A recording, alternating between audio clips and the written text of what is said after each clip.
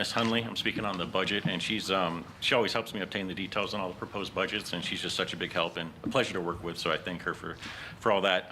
Also, special thanks to Dr. Stanley. He helped me with a lot of the nuance regarding advertised teacher pay, because not all divisions advertise in the same way, so I appreciate his help with that. First, I want to look at metrics for success. I've never heard anyone say that they love SOL tests or that they love teaching to a test, but it's really like the only metric we have right now. So especially to evaluate our progress year over year and to measure our performance against other divisions. So I wanted to look at this thing. Slide 2. Slide 2 looks at SOL averages across Virginia for all grades and subjects, the lowest score being 376 and the highest 467. Campbell County falls on the left side of that bell curve, which means we are scoring just below average when compared to the state. Slide 3, it looks at our test scores and how they've changed over the last 3 years and compares to our neighboring counties. Elementary was the best 3 years ago with a 6-point advantage, but that has been reduced down to a 1 point below average. Middle school has moved down to 8 points below average, and high school has hovered just below average there. Looking at revenue for this proposed budget, there have been comments about the lower student enrollment and reduced funding from the state, and the perception might be that we're actually getting less money from the state, but this budget shows we're getting 4% more year over year, and that's around $3 million more. Looking at the expenditures and the categorical expenditures,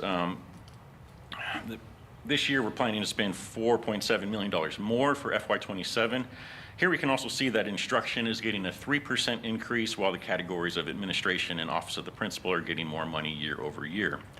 When we look at the expenditure categories as a share of the total, instruction is at 38% of the total budget, with benefits directly related to instruction taking up 16%.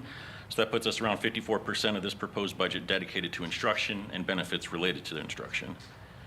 Looking at teacher pay compared to our neighboring counties, our entry-level teacher pay is average compared to those divisions. For step 15, we're below average by 2%, but a lot of progress has been made on step 30, where we're now 4% above average. For the highest advertised step, we are 8% below average there. And lastly here, this looks at how we've prioritized teacher pay over the last 5 years in the proposed budget. Both teachers and staff are getting a 3% increase.